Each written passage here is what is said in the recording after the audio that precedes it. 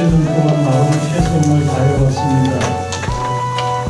이러한 성과와 의정부시와 북부의 성원과 지지 그리고 축복을 자산으로 경기도 교육관에 출마하려고 했습니다. 그러나 몇 개월 전부터 의정부시의 정가는 여야 할 것 없이 그동안 진행해왔던 정책 과제를 하나 둘씩 비판하고 부정하고 탄핵하고 나섰습니다. 처음에는 선거 시즌에는 늘 그런 현상쯤으로 생각하고 무대응하려 했습니다. 그러나 상황은 그리 간단치 않았습니다. 아무런 문제가 없거나 오히려 의정부 발전을 위해 최선을 다한 주제를 왜곡하고 꼬도하고 일방적 정치적 공격을 가해왔습니다. 공무원들은 당황해하고 흔들리는 모습입니다. 선장 없는 배가 난파될 것 같은 불안감이 들었습니다. 또한 현실적으로 가장 중요한 고려사항인 현이재정 교육감님의 출마 여부도 부닥친 상황입니다. 이러한 연유들이 복합적으로 겹쳐 주변의 원료들에게 자문을 청하고 수고한 결과 최종 불출마를 결심하게 되었습니다. 이러한 결정은 주어진 난관을 극복하는 용기가 부족하고 제 그릇이 부족한 탓입니다. 어제는 돌아가신 아버님을 배웠습니다. 한가운데 또한 그리움에 이런 낭패를 여쭙습니다. 아버님 또한 눈물만 쭉 흘리실 뿐 아무 말씀이 없었습니다. 갑자기 다리에 쥐가 나 심한 경련과 고통이 진행되었습니다. 저의 육체적 고통도 시의 고민도 누구도 대신할 수 없는 시장의 몫임을 저도 깨달았습니다. 식은 땀까지 나는 고통 후 오랜만에 잠을 푹 잤습니다. 이제 마음도 편해졌습니다. 앞으로는 본연의 시장의 수행에 최선을 다하고자 합니다. 바라건대 중간 없는 의정부 발전과 안정된 시정 운영을 위해 지역의 정치인들과 시민들의 협조를 간곡히 당부드립니다. 지난 12년간 과분한 사회적 관심으로 끊임없이 격려와 응원을 해주신 47만 시민 여러분께 감사드리며 앞으로 남은 임기 동안 제가 약속드린 희망도시 의정부, 잘 사는 의정부를 만들기 위해 공직자들과 함께 저에게 주어진 시간 동안 더욱더 새로운 마음으로 흔들림 없이 시장직을 수행할 것을 다짐합니다. 감사합니다. 크게 두 가지인데, 첫째는 이제 교육감만 나가면 다른 정치적인 길이 열리는 차기 2년 후가 되겠습니다만, 오늘 국회의원 선거에서 그런 흐름에 대해서 어떻게 생각하느냐에 대한 질문이에요. 아무 생각이 없죠.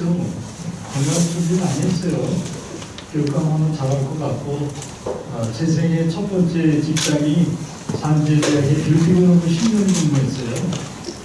이건 법적으로 교육경력 3년이면 되는데 교수를 정교수를 21년 했어요. 그리고 이게 교육감이 거대한 종합행정인데 어쨌든 귀하게 이 큰 시에 삼선시장을 했고 그런 것이 또 교육을 전환시켜야 되는 좋은 신념과 그동안에 가산돼 있어서 오직 그걸 목표로 했는데 말씀드린 대로 이게 또 교육감 하려면 2,000명을 서명받아야 돼요. 10개 시군을 모아서 다 했어요. 서류만 해도 20명 하는데요. 그 장난처럼 그렇게 그림을 준비하냐고. 그래서 오늘은 이제 그런 소식으로 차후로 누가 어떻게 하겠어요. 그런데 지금은 뭐 그런 것에 대해서 이제 고려하지 않는가 이렇게 말씀드리고, 두 번째는 이게 교육의 헌법의 중립성 때문에 선거법으로 교육감의 그 지위가 이 정치적 중립인 자를 요구하기 때문에 법으로 이제 1년 이내에 정치적인 이 정당을 갖지 아니한 자, 법적 요건 때문에 딱 1년을 일출 앞둔 1년 전 시점에서 이제 탈당을 해도 그 다음에 우리 민주당의 다른 당도 마찬가지입니다만 법률적으로 법률에 의해서 일시 탈당하는 자는 어떤 징계나 못이 아직 이제 그러하지 아니한다 당원 단계에 이렇게 돼 있어요. 그래서 이제 오늘 아침에 이제 복당 신청을 경기도당에 했고요. 당원 단계에 의해서 또 사전에 이제 경기도당 위원장님, 또 지역구 국회의원님, 심지어 뭐 문희상 의원님, 가까운 뭐 이렇게 정성호 의원님 다 상의를 대체 뭐 심지어는 뭐 대선 나가 있는 당시도지사님하고 다 상의했던 거니까 또 이런 정치적 결정을 한 과정에도 또 역선으로 다 상의가 됐어요. 그래서 자연스럽게 복당 신청이 되면 뭐 법으로도 페널티 주지 않는다고 해도 당원 하는데 자연스럽게 잘 되지 않겠나. 그리고 오늘 아침에 기자회견을 앞두고 복당 신청을 했다는 말씀을 함께 드립니다. 감사합니다. 네.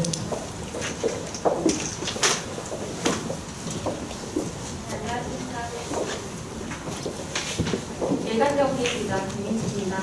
먼저 시장님의 남은 임기 동안 의정부의 발전에 한 수를 그을 수 있는 유종임이 거주시길 기대하겠습니다.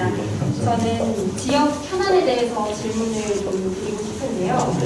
현재 의정부 주요 현안 중에 도봉면허 시험장 이전 문제와 보산동 물류단지 조성 계획이 있으신데요. 이 두 현안의 진행 상황과 또 조성 완료 시 어떤 발전의 계기가 될 수 있는지 말씀 부탁드리겠습니다. 네, 이게 뭐 먼저 이제 뒤에 질문을 먼저 주셨는데 답변을 드릴게요.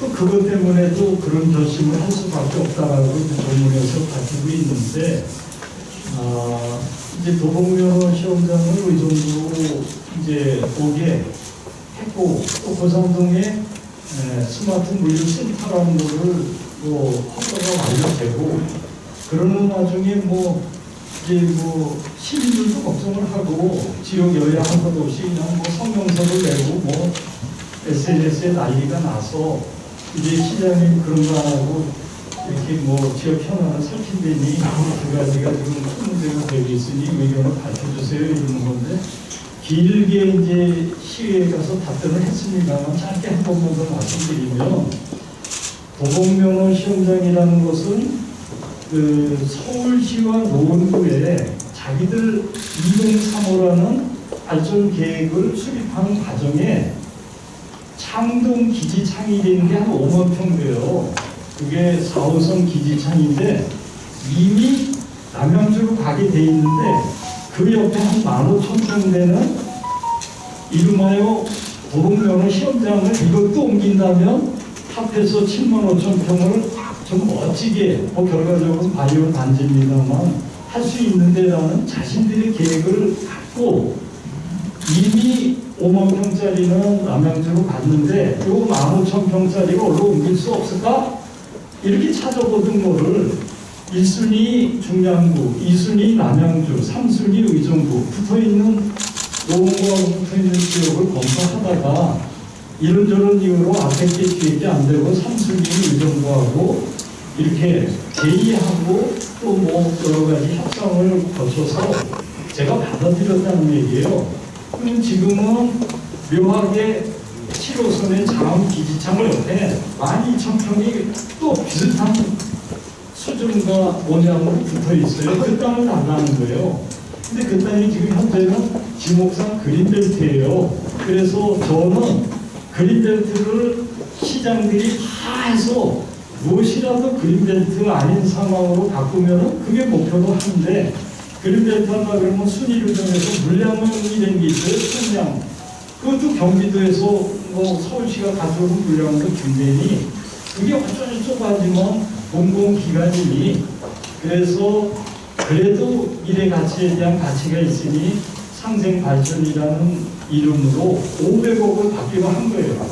그리고 그 장안동에 있는 서울시 땅이 이제 한승주차장이 된 게 있는데 한 70%가 서울시 지분인데 그것도 적당한 가격으로 우리가 해서 한승주차장으로 활용하는 도움을 준다는 등의 골자로 MOU를 한 거예요. 그래서 지금 당장은 비닐하우스가 있고 그걸 누가 탈 수도 없고 살 수도 없는 지역 주민의 아주 종합부동산만 내는 그런 지역 현안을 일시에 시가대로 다 보상을 해주는 장소.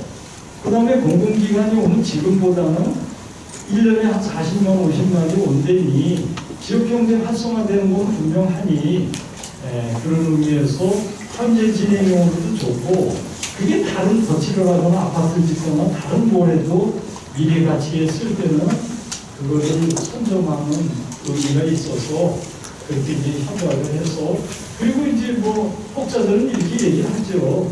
여기는 뭐 이 자리가 2만 개 되고 뭐 2조나 투입되고 당신 이거 갖다 놓고 무슨 남 좋은 일 시켰어 그러는데 결국은 이게 동반 상생 협의회라는 의미가 작동된다는 얘기예요. 그게 전철타운 한정거장인데 거기가 2만 개 일자리 생기면 농구를 지칠 데도 없는데 그 주민들이 어디 가서 집을 구하고 살겠냐는 거예요. 만에 하나 장안동이나 밀락동에 오면 그게 누구 주민이냐는 그리고 그 일자리는 누구 거냐는 그래서 결국 그렇게 뭐 서울이다 뭐다 그런 것도 없고 결국은 그쪽에 뭐가 생기고 잘 되면은 우리도 결코 나쁘지 않는 그야말로 상생의 그런 동반 성장에 이제 그 협약을 했는데 그걸 뭐 그리고 뭐 효도 시설이다 마다 아니란 얘기를 여러 번 했잖아요. 그러니까 전국에는 27개밖에 없고 서울시에는 딸랑 4개가 있고 경기도는 3개밖에 없어요. 경기도가 서울에 20명 하는데 딸랑 3개밖에 없으니까요. 그리고 그게 얼마나 귀한 시설인데요. 의정부에 있어요. 용인이고 안산에 있어요. 수원에 없어요. 고양이 없어요. 백만이고 뭐 틈내시고 운전면허를 따려면 서울이나 딴 데 가서 해야 되는 아주 귀중한 공공기관이에요. 광주국회의원이 광주시장이 그걸 하려고 로비를 하고 깠다고 신문을 대단까지 내고 만약에 우리가 그게 없다면 얼마나 이게 한심하겠어요. 어딜 가서 따겠어요. 안산에 가서 따니까 용에 가서 따니까 서울에 가서 100% 따야 되죠. 공공시설이에요. 그래서 그거를 그냥 너무 그렇게 그래서 뭐 이유는 있죠. 그러나 이제 그거를 이제 설명하고 적극적으로 해서 빨리 되도록 애를 쓰겠다는 거. 두 번째는 이게 물류 그러니까 이제 불나잖아요. 대형 트럭이 왔다 갔다 그러니까 이제 마음에 들어오는 건 사실인데 그게 이제 시장의 기능이 바뀌고 있잖아요. 응? 그냥 길바닥에다 놓고 오일 하는 것이 물건 가지고 교환하는 5일자, 열흘에 하면 10일자 너무 불편하잖아요. 그러니까 상설시장이 재래시장처럼 하니까 좋은데 그럼 그게 재래시장이죠. 화장실도 없고 뭐 이렇게. 그러니까 마트나 백화점 없으면 얼마나 삶이 불편하겠어요. 물건을 사고 팔아야 되는데. 근데 이제 그런 물건을 사고 파는 게 마트나 백화점이 최고의 지금 버전인데 그렇게 안 한다는 거예요. 뭘로 하냐? 여기 다 언론 계시는데 텔레마케팅 내지 이커머스로 전체 물건을 사는 게 50%가 넘어버린 거예요. 그리고 우리 시에도 저 무슨 롯데마트 무슨 다 문 닫잖아요. 백화점 안 만든다는 거예요. 왜?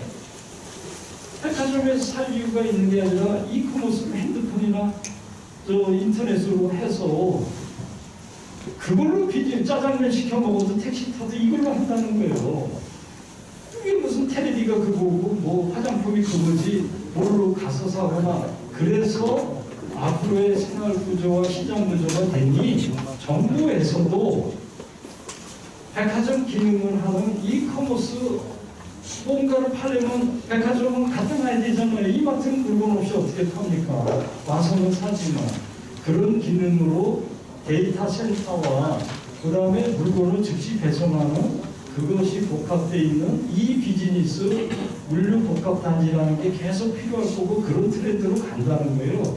그래서 국가 주도로 한국형 뉴딜 사업으로 대통령께서 로봇 산업, 자동차 산업 앞으로 코로나 때문에 경제를 활성화시키는데 대한민국의 전체 물건을 배송하는 물류가 51%가 수도권에 돼 있으니 앞으로의 시장의 기능이 그런 트렌드로 가니 국가가 지원하는 기반 시설의 인프라로 이게 구리, 화성, 의정부에 대단히 이커머스 물류 클러스터라는 건 간지나는 뜻이에요. 빠른 그런 물류 창고만 있는 게 아니라 공원도 있고 뭐 여러 가지 이제 그런 데이터 센터도 있는 그거를 국가가 기획을 하고 돈도 일정씩이나 주면서 하겠다 그래서 의정부 시장이 신청하고 경기도와 대한민국 정부가 받아들여서 국가 물류 계획에 포함된 그 국가 주도 사업으로 됐다는 거예요. 그런 와중에 지금 질문하신 보성동에는 그거를 대단히 큰 거를 거점적으로 만들지만 백화점 전국에 100개 정도 있듯이 소규모 스마트 창고 기능만 하는 게 아니라 그런 이 비즈니스 기능을 하는 한 100개 정도의 스마트 물류 지원 센터를 만들겠다는 정부 계획에 의해서 고산동에 이름하여 거기 이제 문화와 관광과 쇼핑이 어우러지는 그런 공간이 있었는데 스마트팜이라는 그 사업 계획이 있었어요. 한 10,000평 정도 돼요. 근데 이것저것 잘렸어요. 교도소 부지로 잘리고 뭘로 잘리고 그래서 한 6,000평 되는데 그거 가지고는 스마트 동업도 좋은 건데 정부가 전라도 이렇게 경상도에다가 몰아서 그걸 대단히로 특화 사업을 하니 이걸 반 빼고 수도권엔 이게 더 필요하고 사업성도 높으니 하라는 권고 때문에 그걸로 사업을 바꿨다는 거예요. 바꿨는데 창고도 물고기 갖다 놓으면은 그거는 뭐 냉동 창고가 되는 거예요. 배추 갖다 놓으면은 무슨 뭐 우리 저 채소 창고가 되고 금을 갖다 놓으면은 무슨 뭐 금고가 될 수 있잖아요. 고물 창고가. 근데 이 기능이 그런 기능인데 아까처럼 그런 기능은 분명한데 그 물류 복합단지에 큰 문화를 지원하는 특수 콘텐츠 사업이 메이드 됐다는 거예요. 무슨 얘기냐? OTT라고 앞으로는 전부 현장에 와서 보고 싹 뭐 가는 게 아니라 무대를 잇고 특수 장비를 만들어서 온라인 상에서 그거를 특수 콘텐츠를 해가지고 네이버나 카카오라든가 또는 유튜브 같은 데로 전 세계를 상대로 해서 문화상품이 그렇게 이제 하는 특수장치가 필요한데 우리나라는 없어요. 그러니까 창동에도 아레나가 있고 고향에는 큰 공연장 2만 명, 3만 명 들어가는 건 있지만 아까 얘기하는 그거를 그런 버전으로 특수 콘텐츠로 하는 특수 촬영소가 없는데 그게 YG하고 아까처럼 네이버하고 그다음에 또 뭐죠? 최근에 이 저 콘텐츠를 만드는 만화 영화 같은 걸 만드는 대단히 큰 회사에서 그 콘텐츠를 계약을 했어요. 지금 한 160억 정도 되는데 문화복합단지에 전체적으로 투자하는 게 한 1조 정도 되는 거예요. 근데 만약에 물류 이게 스마트 창고가 있으면은 1조를 더 투자하겠다는 거예요. 그거 왜 그러냐? 특수한 창고가 필요한 거예요. 메타버스라는, 지금 복잡한 얘기가 많아요. 메타버스라는 공간에서 지금은 쇼호스트가 옷을 선정하거나 뭐 침대를 선정하고 일방적으로 자기가 막 선정하고 텔레비를 보고 주문해서 사가잖아요. 안 그러는 거예요. 소비자도 생산자도 메타버스라는 가상 공간에서 만나고 내 치수를 재봐라. 빨간 거, 파란 거 입혀보고 또 과일도 다시 뭐 의견을 양방향으로 하는 가상 공간에서 소비자들과 판매자들이 서로 대화를 하는 그런 기능을 해야 되는데 일종의 그런 그 다음에 촬영도 하는데 제주도 안 가요. 옛날엔 제주도 가고 뭐 뉴욕 가서 촬영 안 돼요. 할 필요가 없어.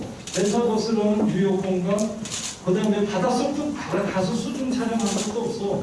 그런 가상 공간에서 실제 모델과 배우와 그것이 가상공간에서 다 연출되는 그런 특수시설이 필요한데 제주도를 만들어야 돼요. 무대를 만들고 조명을 만들고 뭐를. 그리고 그거를 일시 보관해야 되는 거예요. 그리고 자기 회사 만평 안 되는데 만평의 창고가 또 필요한 걸 하겠냐고요. 자세히 오늘 신세계 백화점 가보세요. 가장 중요한 게 사람 하나 그러니까 반은 백화점이고 반은 그게 주차장인 거예요.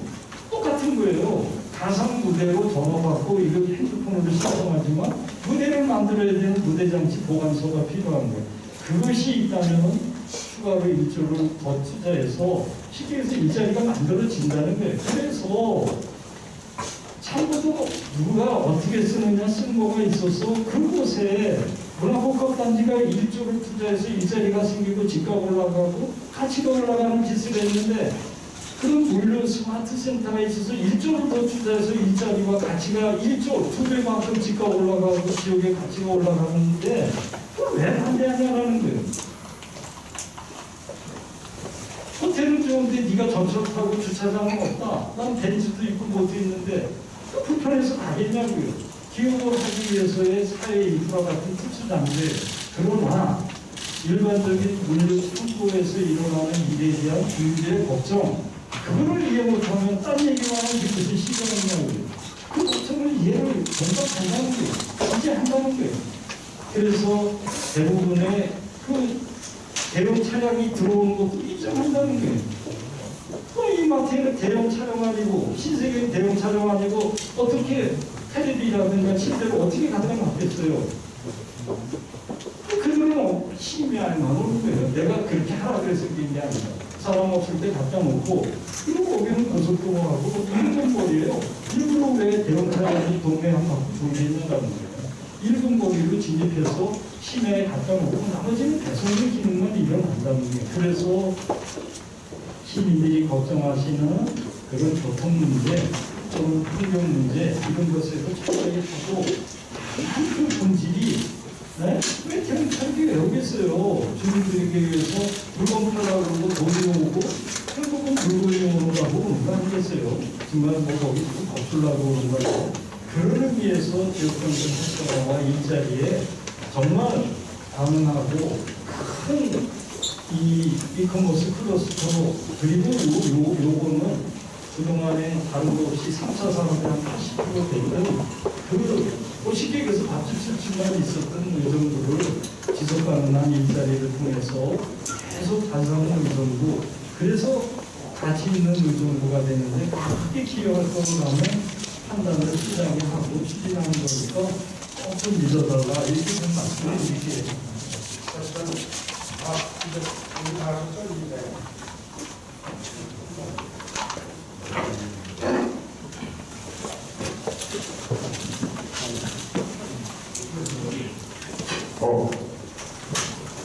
이거 지역 평안인데요, 시장님. 그 의정부시 차량 등록사 그 의정부시에 들어오는 차량 대수는 전부 다 받아주고 있지 않습니까? 의정부에 들어오는 등록된 차량. 여기 거기에 따른 반대급부가 생기는데 그 반대급부를 이거는 한마디로 의정부시 공영주차장을 얘기하고 있어요. 근데 지금 학교 중에 그 이면도로 주도로만 이면도로 학교 들어오는 동해도로들 그런 우후죽순처럼 뭐 도시원 생활주택이나 마트룸 이런 주택들이 많이 늘어나고 있어요. 그리고 그거에 따른 뭐 주차장 차를 내놓을 수 있는 거 생각을 해놓고 해야 되는데 부정을 올려보시면 받아가지고 동네 주민들이 뭐라고 해야 되냐고 의정부 시기가 주정차 과태료 낭사하고 있다고 속을 지금 벌매 목소리를 하고 있어요, 동네 사람들이. 시장에 끌려가는 물류센터를 얘기하는데 지금 말씀은 주차장 얘기하는데 굉장히 중요한 말씀이에요. 이 주차장 복지할 정도로 삶에서 주차장이 폭발되면 싸움에 들고 뭐 핸드폰은 뭐 잡지만 차를 어디다 어떻게 하겠어? 이 자식도 없고 굉장히 중요하고 거기에 따른 여러 가지 문제가 발생하는데 그래서 공공에서 해야 될 가장 중요한 일 중 하나가 이 주차장, 공영 주차장의 확보인데 그렇지는 부족한데 계속 이러지도 저러지도 못하는데 2년 도로에 주차 단속만 하니까 좀 야속하다 이런 말씀인데 둘 다 맞아요. 그래서 특히 이제 강릉동이나 흥선동에 60년대, 70년대 꽤 좋은 집들이었는데도 불구하고 전혀 주차장에 대한 아주 개념 자체가 없었던 시대에 이제 만들어져서 아파트가 생긴 다른 지역보다 더 심각한데 그건 영국이에요. 중세시대 때 있는 건물이니까 주차장이 중세 때 어디 있겠어요? 도로 자체도 마차 지나가는 길이고 한국급이에요.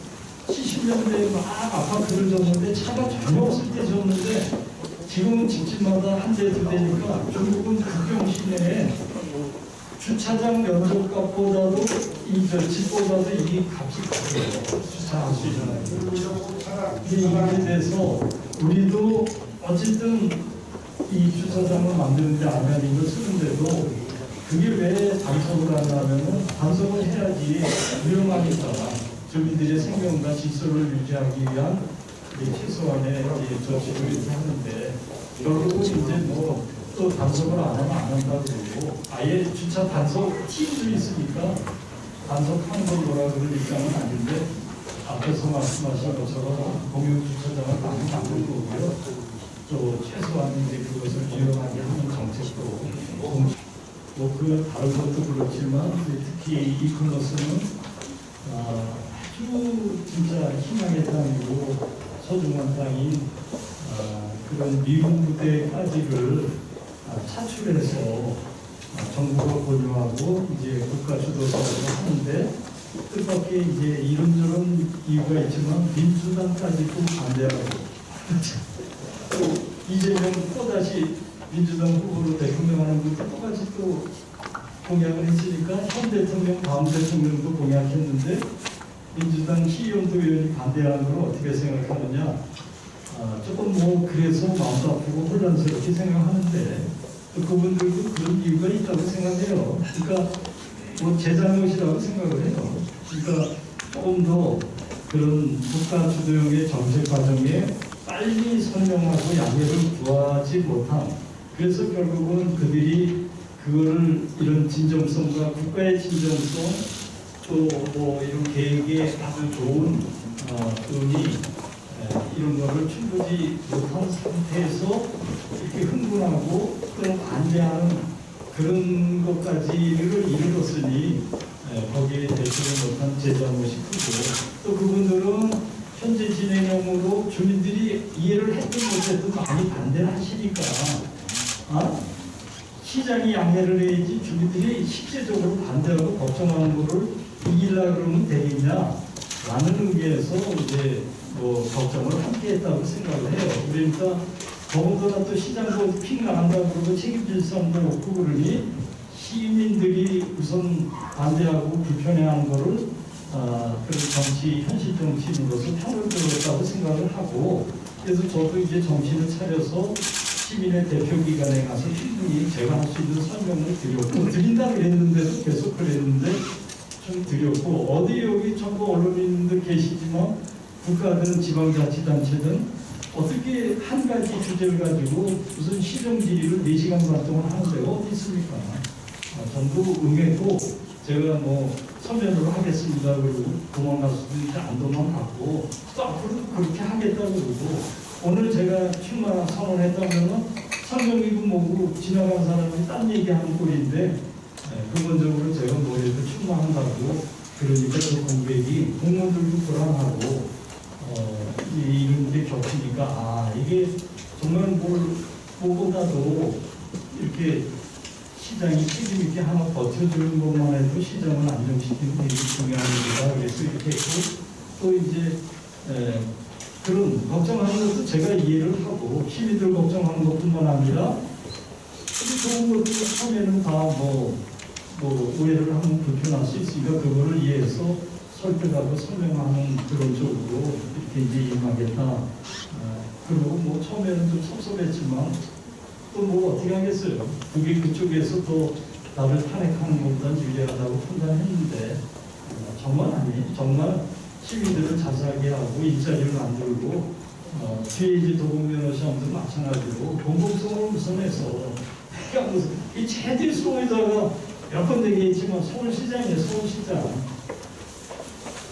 이번에는 박원순 시장 오겠지만 최종 결정권이 있는 협약서를 오세훈 시장님하고 했잖아요. 그럼 제가 뭐 오세훈 시장님을 잘되게 하고 거기에 무슨 그거 아니잖아요. 응? 그래서 정말 갖다도 현재 진행형으로 시에 도움이 되고, 저는 삼선 의정부 시장이에요. 제가 누굴 걱정하겠습니까? 누구를? 서울에 있는 누구를 제가 걱정해서 뭐 의정부 시민과 의정부 시가 손해보는 짓을 했겠습니까? 어떤 독소장도 없고 또 미래 가치나 현재 가치에 도움이 된다고 그렇게 판단해서 한 거니까.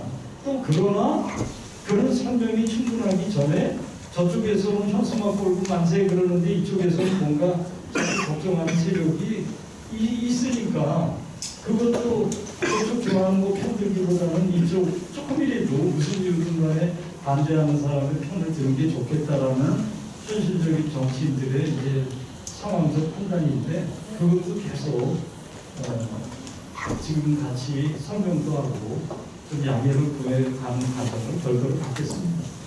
그러나 가까운 분들이 어떻게 해서든지 기도를 하는 심정으로 다 재선 상승한 것도 이렇게 대통령이 임명하시면 어떤 직도 안 나간다 그러는데, 그걸 뭘 저하고 무슨 직을 주겠다는 얘기를 어떻게 하겠습니까? 그건 지금 절박하고 모든 사람이 이제 그런데 열심히 이제 기도하고 노력하는 거지, 특정한 제가 뭐라고 그런 거예요. 저는 그냥 가까운 이제 동료 시장으로서 선배 인간적으로 그거 조력자 외에는 아무것도 아니고, 그렇게 해서 뭐 그런 거는 전혀 있을 수도 없고 해서도 안 되는 일이고, 잘 됐으면 좋겠다는 그런 뜻만 전하고요. 건강은 되게 나빴어요. 이게 이러다가 큰 병 걸리는 거 아닌가 그러고, 정말 뭐 수술을 해야 될지도 모를 정도로 막막도 터지고, 이빨도 지금 하나 빼고, 몸에는 막 심한 뼈들이 나오고 그랬는데, 아까 얘기대로 어느 날 그냥 싹 쓰러졌어요. 마음이 정리가 되니까. 그래서 아까 얘기한 대로 전부 내 마음의 병이었던 것 같아요. 그건 몰라 그러기도 하지만, 그래서 한없이 편하고 이제 저를 의지했던 공무원들하고 다시 원점에서 확인하고, 그 다음에 이제 정치적으로 그렇게 좀 지금 뭐 먼저마다 픽 나가서 뭐 한다 그러는데 지역은 막 시민들이 걱정하는데 뭐 불안해하는 또 이런 사람들이 그러니까 정부도 편안해지지 않을까. 건강은 좋아졌습니다. 잠도 잘 자고 맛있는 것도 많이 먹고. 이제 문제가 없어서 경전철 질문 주셨는데 경전철은 문제가 없어요. 어떤 문제도 없고, 그게 이제 파산이 돼서 이제 그 처음에 모델은 BTO 방식이라 그래서 거기서 돈을 일부 냈죠. 일부 냈어요. 그거를 4천억을 냈는데 4천억을 내고 우리 동북에서도 4천억을 내서 B 건설은 했지만 이 트랜스포 된 거예요. 주인은 나고 오퍼레이션은 그 BTO 방식이라는데 30년 동안 많이 남든 적게 남든 먹고 살아라 이렇게 하는 방식인데, 그 4천억 냈기 때문에 30년 동안 운영권을 줬는데 그게 이제 파산이 된 거예요. 이게 생각보다도 수입이 안 들어오니까 계속 적자가 나니까 이제 파산이 돼서 운영권을 반납해서 새로운 사업자를 정했는데, 이 방식은 뭐냐면 비용 정산 방식이에요. 운영은 내가 직접 공무원 통해서 내가 경전철 주식회사를 운영 못하니 네가 경영해. 경영하는데 최소 비용은 수입하고 지출하고 해가지고 적자가 나면 내가 그때 계속 적자 부분은 많이 나든 적자가 나든, 그거 많이 벌면 좋은데 적자가 나면 아주 저렇게 파산 상태가 되는데, 비용은 최소 비용으로 적자가 나면 그건 메꿔줄 테니까, 그리고 운영 이득은 뭐 6%인가 그렇게 해서 줄 테니 운영을 해. 그리고 그거를 조금 추가하는 건 네가 먹어. 이런 방식으로 바뀐 거예요. 그래서 그런 방식이라도 20년 동안 계약했는데 그냥 하면 됩니까? 2천억을 가져와 이렇게 해가지고 그 2천억은 그 전에 파산한 기업들이 달라고 해서 그걸로 줬다는 얘기예요. 그러니까 더 이상 뭐 큰 문제는 없고, 지금 이 코로나 때문에 그러는데 이게 처음에 15,000명 하던 게 지금 45,000명까지 갔어요. 적자가 나더라도 뭐 얼마 안 들어져요. 그러니까 경영, 운영 그것에 대한 손실이 큰 문제가 없고 뭐 그것에 대해서 뭐 어떤 협약이 파기되거나 뭐 문제가 없으니까 이제 뭐 다른 문제는 없다 이렇게 말씀드리는 거고 8호선은 답보라는데 답보고 뭐고 할 것도 없는 거예요. 뭐 할 게 있어야지 답보지. 아무것도 없는 거니까 답보가 아니라 그냥 정상적인 상태고 철도라는 거는 어떻게 되느냐. 철도라는 게 철도잖아요. 어마어마하잖아요. 했다 하면 무조건 1조가 넘는 거잖아요. 뭘 어디든지. 그러면은 그거를 국가 철도 기본계획이라는 거로 철도망 기본계획이라는 걸 5년에 한 번씩 국가가 계획을 세워요. 그럼 그 안에는 무슨 짓을 하느냐? 의정부 철도 기본계획을 또 세워요. 교육사에다가 뭐 1억인가 2억을 주고. 그러면은 우리 아까 얘기한 경전철도 들어가고 뭐 우리 딸려 있는 뭐 이렇게 교회선도 들어가고 7호선 있는 거 뭐 어쩌고저쩌고 8호선 또 뭐 4호선 여러 가지 우리 계획을 용역을 해서 우리 계획을 갖는 거예요. 그리고 그거는 경기도는 31개 시군이 있고 그거를 다 모아요. 내가 갖다 바치면은 그럼 경기도가 뭐 31개 시군이 뭐 5천 아니야 얼마나 많겠어요. 그걸 모아. 그리고 그거를 국토교통부에 갖다가 내는 거예요. 그러면 그것도 얼마나 많아. 전라도 경상도. 그래서 5년에 한 번씩 그 기본 계획을 세우는데 저번 계획에서 우리도 내고 경기도가 그걸 골라가지고 지금 얘기하는 8호선을 안을 냈는데 그거 해보겠다. 이거 좋네. 그리고 그거를 검토사업가 추가 검토사업으로 내용을 크게 두 개 분류를 해서 이거는 쓸모가 있으니까 국가가 하기로 결정하는 거를 검토사업이라고 그러고 추가 검토는 하기로 한 건 아닌데 잠정적으로 한번 더 추가로 고려해보겠다는 거를 이렇게 둘러놓는 거예요. 둘러놓는 것에 추가 검토 사업으로 8호선이 탑승역까지 저쪽에 별내에 있는 데서 연장하는 걸 검토하기로만 결정한 거예요. 자, 그 다음에 어떤 일이 벌어지냐. 검토 사업으로 검토가 되면은 한 1년 정도나 1년 반 정도 예비 타당성 검토라는 걸 하는 거예요. 예비 타당성. 이게 경제성이 나오나, 이거 좋다 하는 결정했지 누가 이걸 하겠다는 예비 검토를 안 하는 거니까, 그거를 예비 검토가 되면은 돈 타당성 실시설계라는 걸 하는 거예요. 돈을 받아서. 그리고 이제 국가에서 예산이 배정되고 뭐고 또 설계하고 시공하고, 그래서 뭔가 한번 그게 검토된 이후에 되는 게 빨라야 7년. 말이 되면 저 지금 우리의 7호선도 한 12년 걸렸던 거예요. 그런데 이 8호선은 뭐냐?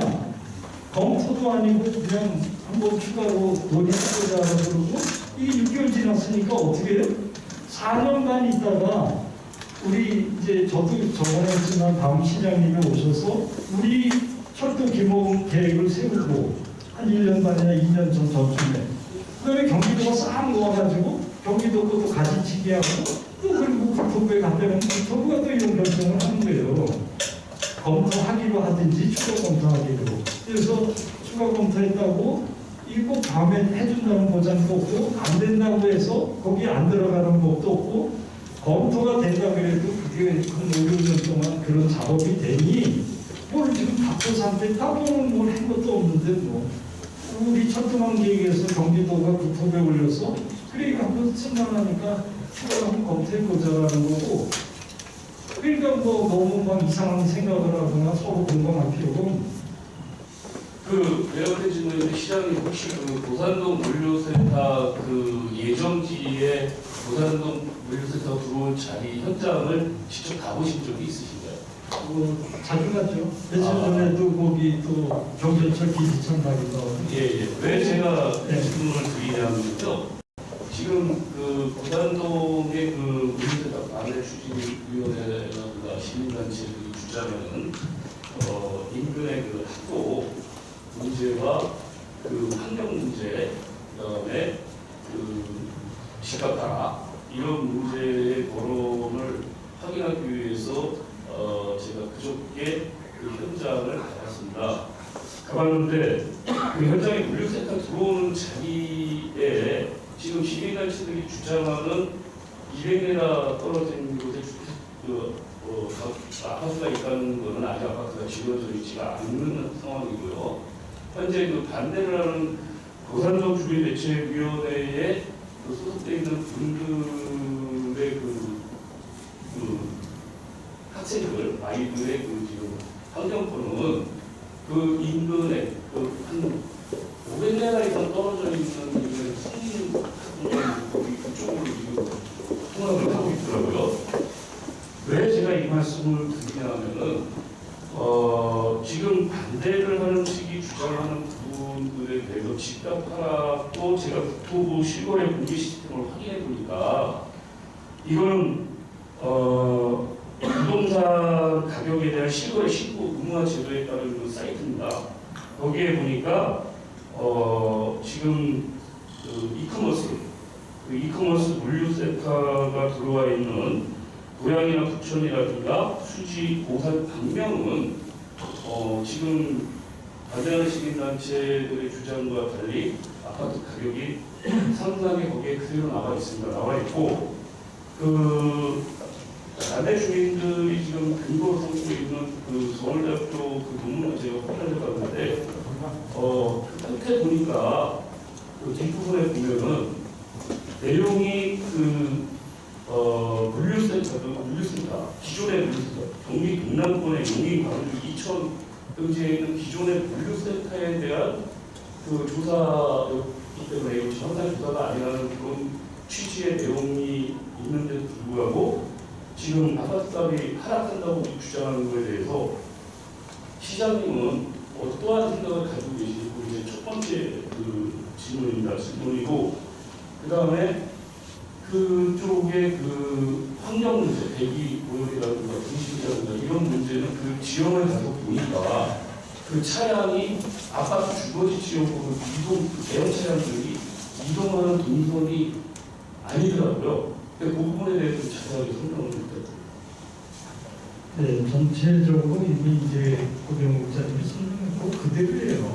네, 그대로고 그러나 아까 말씀드린 대로 세상이 다 변하고 저기 있어도 우리 아이들이 이제 그게 어쨌든 마무리 10분의1이라도 위험에 빠지게 하거나 또 교통의 문제로 집값이 떨어지거나 그러면 그분들에게 큰 문제가 될 수 있다고 보는 거예요. 그래서 정말 진정성 있고 딴전을 피우지 말고 잘 깊이 새겨두고 있는 거고요.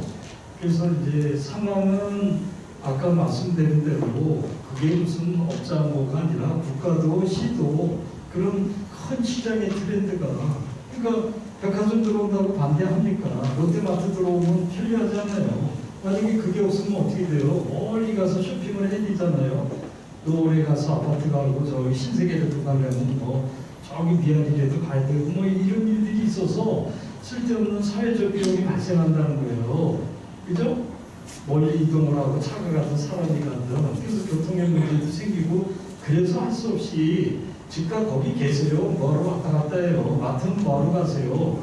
그걸 카talog을 쫙 보고 인터넷으로 보면은 누르기만 하면 화장품이든 라면이 어떻게 변하겠습니까? 그리고 즉시 배송되는 생활을 지원하기 위한 생활용 물류센터가 필요하고 그러니까 그거는 누굴 위해서 그러겠어요. 인력인간한테 서비스를 하는 건 아니고 국가나 시장님이 그런 의미를 그러면서도 그게 일자리가 되는 사회에 이제 아까 주차장은 아주 그것은 불편하듯이 이제 그런 의미로 이제 국가도 또 그리고 아까 이런 이제 이 특수 콘텐츠를 제작하기 위한 이제 참고로 최소한 2개층 이상 쓰고 그러니까 더욱더 이제 물류에 대한 큰 흐름은 없을 거고 가보시면 알겠지만 고속도로가 브리토처럼 뚝 떨어지면 2분 거리에 있어요. 차로는 그걸 동네로 왜 들어가겠어요. 그리고 지금 다른 사람처럼 그게 1초인데 몇 천억도 아니고 그리고 거기서 공연한다는 거 아닙니까?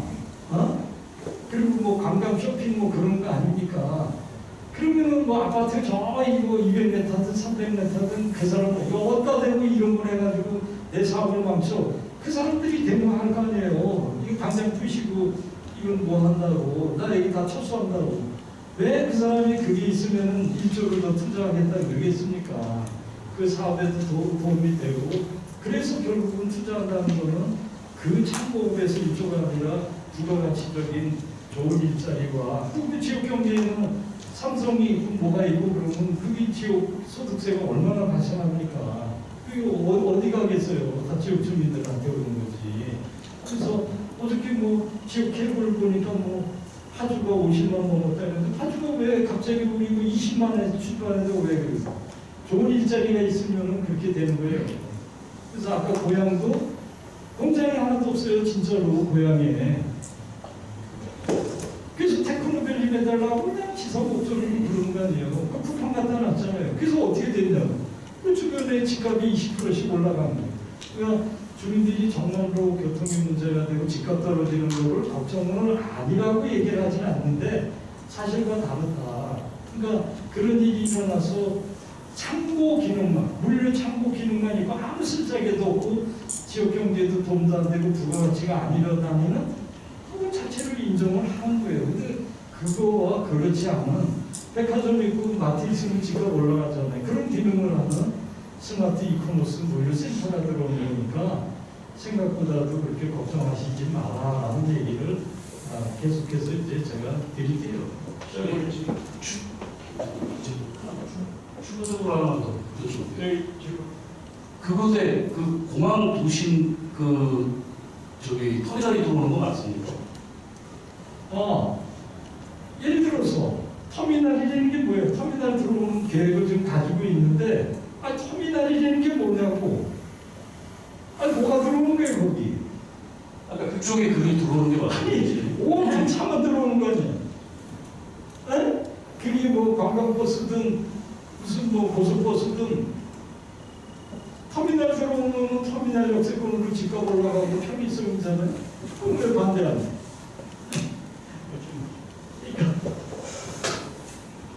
예, 우리 김병희 부장. 일단 그 불출마를 결심하게 된 우리 시장님의 판단을 존중하고요. 우선 그 앞으로 4개월 후면은 새로운 시장이 탄생하게 됩니다. 시장님이 그 강조하시는 각종 그 도봉면허 시험장을 비롯해가지고 물류단지 등 현안 사업이 차질 없이 성공적으로 추진되기 위해서는 이번 시장 선거가 굉장히 중요하다고 생각을 합니다. 다음 시장이 어떤 판단을 또 어떤 그 정책 방향으로 내세워가지고 사업을 추진할지 여부는 다음 시장한테 달려 있습니다요. 그래서 한 가지 질문을 드리겠습니다. 이제 복당하시는 민주당 시장이 되시는데 민주당 시장으로서 이번 선거를 관리하고 치러지게 됩니다. 지금 지역 여건 상황에서 다음 시장이 우리 안병용 시장님을 이어서 민주당 시장으로 다시 탄생할 수 있을지 그 가능성에 대해서 말씀해 주시죠. 네, 이제 저는 이제 피난해졌고 시정에 전력하겠다 이런 얘기인데 그러면 이제 선거도 관리해야 되고 또 결과적으로 시장에 이제 이렇게 사업을 잘 이해를 하는 시장을 원할 거라고 이렇게 이제 보는지 민주당 시장이 또 될 가능성을 좀 얘기해달라 이런 건데 모르죠 뭐 이제 진짜 그걸 뭐 시민의 이제 집단 지성으로 되는 거니까 모르는데 좀 객적인 얘기인데 지난 앞에 저 세 분의 민선 시장님이 있는데 내가 제일 잘할 줄 알았어요. 근데 지금 아주 그냥 그랬는데 두 번 세 번 할 때마다 앞에 시장이 훨씬 낫다. 다시 하더라도 그분을 내가 따라갈 수 없겠다 이런 생각이 들어요. 이게 무슨 얘기를 하려고 그러느냐. 지금은 내가 시장이라고 어정거리니까 저 안병경 지나가면 어떤 놈이 잘하나. 아니. 저는 분명히 얘기하지만 저보다도 훨씬 더 어떤 시장이 되든 잘하실 수 있을 거라는 좋은 신념이 있고 큰 걱정은 안 해요. 그리고 또 좀 하시겠다는 분들도 충분히 그런 자격이 있고 그래서 뭐 괜찮고 또 그러나 이제 이런 욕심은 있어요. 왜 지난 거를 부정하겠다는 얘기를 하고 싶지 않겠어요. 더 잘하겠다는 자기 신념을 얘기하는 과정에 지나간 잘못되거나 낡은 것을 탄핵하는 것도 뭐 뭐라 그러진 않는데 나중에 어느 분이 되게 잘할 거라고 믿으면서 그런 짓 하지 말고 앞을 봐야 되는 거예요. 얼마 전에 우리 이 스케이트 이거 미는 거 깜짝 놀란 거예요. 그러면 빨리 와가지고 빨리 밀어주면 좋지만 그걸 왜 이렇게 늦게 와서 그걸 타박하면 뭐하겠어. 앞으로 이어달리기랑 똑같은 거예요. 지속 가능하게 무슨 이유로 내 능력이 없든 뭐 성의가 없어도 거기까지 간 거를 어떻게 하겠어. 자꾸 뒤돌아보고 과거를 탄핵하면 뭐하겠어.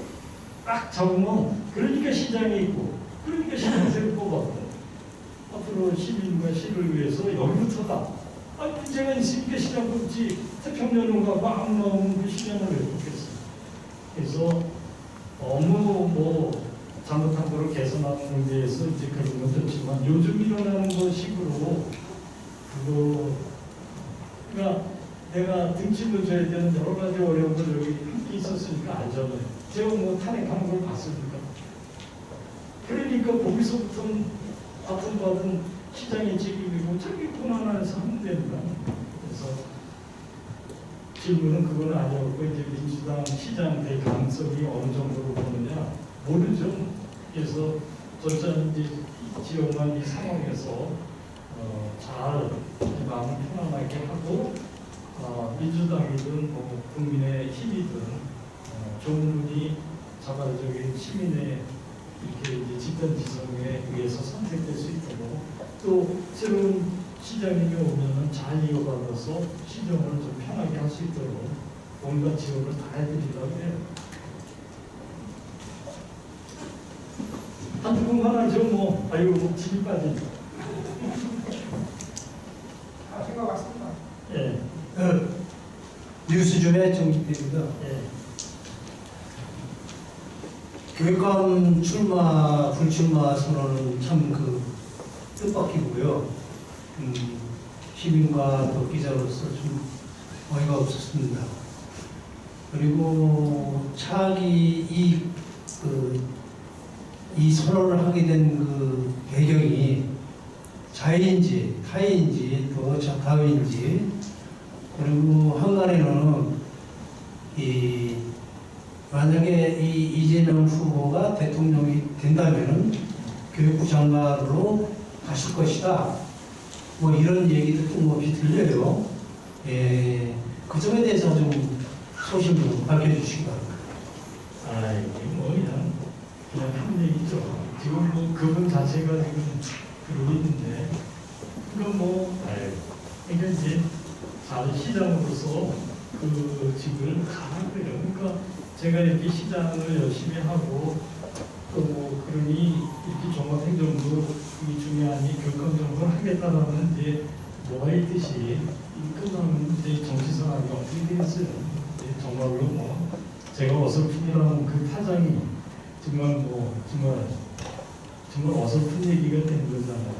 제가 뭐가 되겠어요. 정말 그거는 뭐 그것도 중요하지도 않고 그 지혜로우신 분이 저쪽 당에도 대통령 되시면 스스로들 지금 그렇게 말씀하고 계시니까 그런 거에 부여받지 않고 널리 내가 뭘 했다면 정말 중요해. 또 다른 사람도 널리 거기에 합당한 인재를 이렇게 이제 해서 정말 이제는 무슨 당의 대통령이 아니라 국민의 대통령으로 그거에 이제 이렇게 부분을 상승시키고 국가의 발전을 도모하는 그런 폭넓은 인지의 발달을 하실 거예요. 어떤 분이.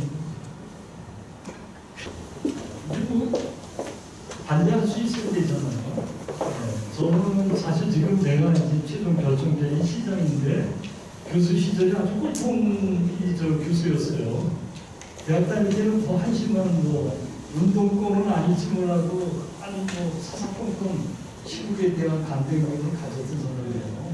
그러니까 직장에서도 제가 노조위원장을 하고 그거 반대를 아니래도 세상을 바꾸자는 반대를 했던 사람이잖아요. 그러니까 이제 그 반대가 있어야지 진보를 하고 거기에 해명도 해야 되고 또 반대하는 것 자체를 적개심을 품거나 안 했으면 좋지만 그건 개인적인 발언이고 그 상태를 아주 부정적이거나 나쁘다고는 하지는 않고 그런 과정의 정당화 그리고 발전에 이게 적다 하고 혹시 잘못된 거 있으면 조심도 해야 되고 그래서 또 백신 효과도 있는 거고 그래서 나섭한 생각은 아닌데 다만 특정한 정치적인 목적을 가지고 의도적으로 왜곡하거나 이렇게 주민들을 불편하게 하거나 또 행정력의 낭비 같은 거를 그거를 걱정하는 거예요.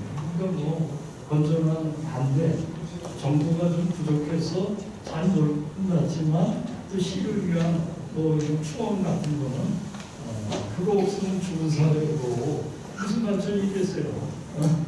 지금 찌뚱한 얘기인데 집에도 내가 시장이고 내가 교수인데 우리 딸이 아야 나는 뭐 나를 비판하는데 어떻게 보면 화를 내려다 아니 제가 제일 사랑하는 딸이 나를 비판하는데 이게 무슨 일이지? 그리고 차를 한 잔 마시면서 불을 삭히면서 이렇게 보면 세상에서 그 반대가 왜 그러냐 그럴 때 가장 귀한 반대인 경우가 많아요.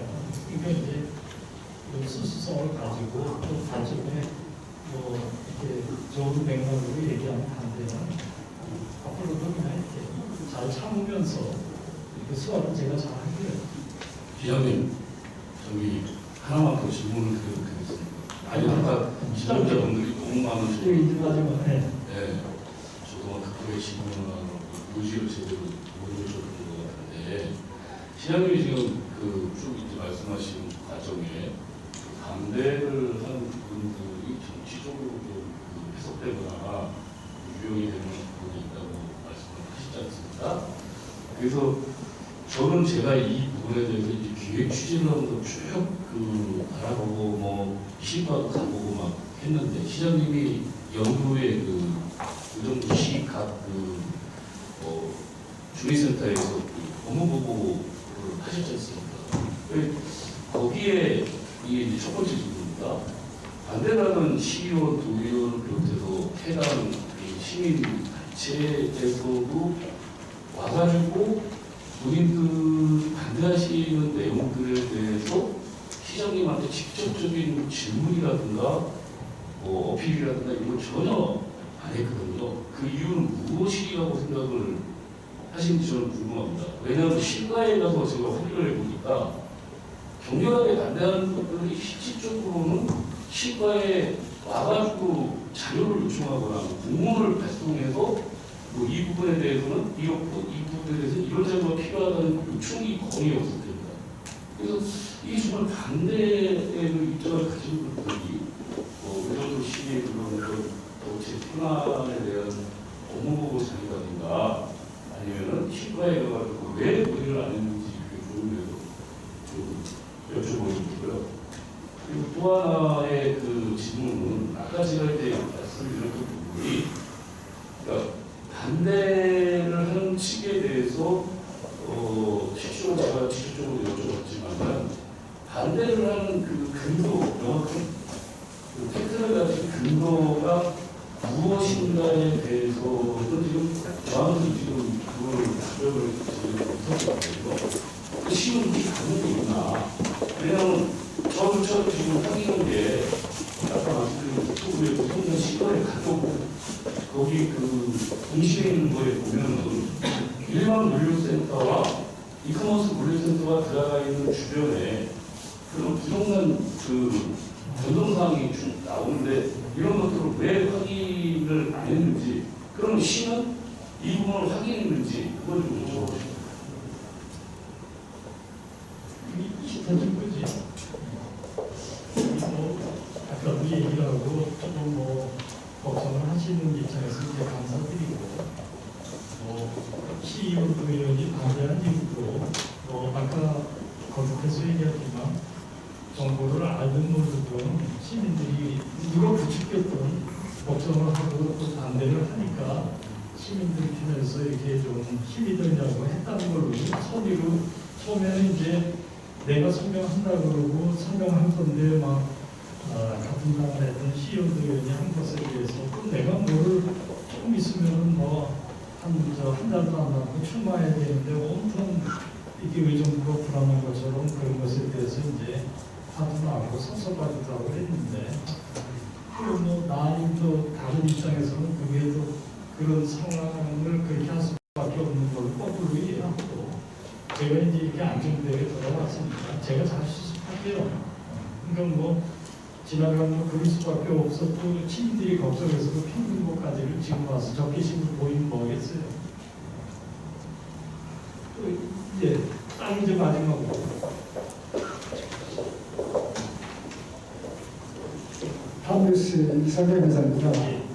오늘 조금 북출마를 선언하셨는데 2024년 국회의원 선거가 있습니다. 그래서 출마하시려는지 할 말씀해 주시고 또 하나는 국회의원 출마를 안 하시면 그러면 그 교수직으로 돌아갈 것인지 말씀해 주세요.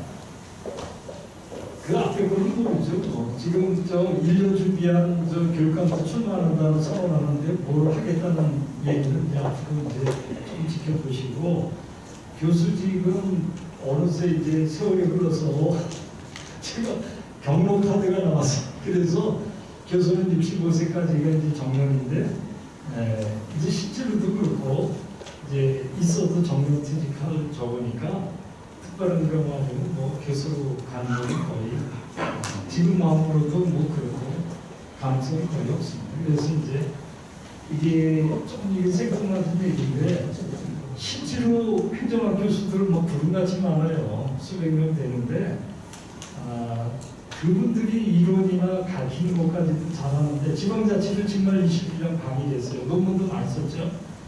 근데 이렇게 십몇 년을 직접 해본 사람이 드물어요. 근데 또 시장이 수백 명, 수천 명 되잖아요. 그게 대학에서 진짜로 그걸 이론적으로 강의한 사람이 몇이나 되겠어요. 아주 드물어요. 교육감은 반드시 교육 경력이 있어야 되는데 없어요. 시장들이. 제가 자랑하는 데 아무도 없어. 교육 경력이 있는 사람. 특히 교수 경력 있는 사람 누가 있어요. 그러니까 교육감 한다고 그랬듯이 이렇게 이제 이론적으로도 어느 정도 있고 또 실무를 10년이나 했던 그 경력도 사회적 자산이라고 생각해서 그거를 뭐 이렇게 선거용으로 챙길 게 아니라 여력 있게 관련된 교수님들 한분하고 그래서 이제 정약용이라는 사람이 후대의 행정 지침서로 뭐 이렇게 아주 뭐 이렇게 오랫동안 읽히는 그런 책을 하나 잘 좀 만들었으면 뭔가를 해보지도 않고 자꾸 얘기를 하는 거잖아요. 시장도 안 해보고 예전도 한 번도 집행하는 교수들이 뭐라 그래봐야 해보지도 않고 이게 무슨 의미가 있어. 그죠? 근데 해보긴 했는데 이게 무슨 이론의 입장에서 했는지를 책으로 엿볼 수 없는 사람이 많으니까 그런 욕심만이 하여튼 뭐 포괄적으로 다른 아직 젊으니까 뭘 해야 될 거 아니냐는 그런 좋은 점으로 받아들이게요. 네, 오늘 아유 이게 다 이제 시간이 분석 같은 신분인데 중간에도 많이 가셨는데 끝까지 이렇게 와주시 국장님께 감사드리고 앞으로 이제 이거는 적어도 프로마가 앞으로 이렇게 되면 그때 버전으로 다시 제가 오늘 할게요. 아무리 뭐래도 한 달에 한 번 정도는 이렇게 프리하게 질문도 받고 언론하고 소통하는 그런 시간과 공간을 갖겠습니다. 다시 한번 감사드릴게요. 감사합니다.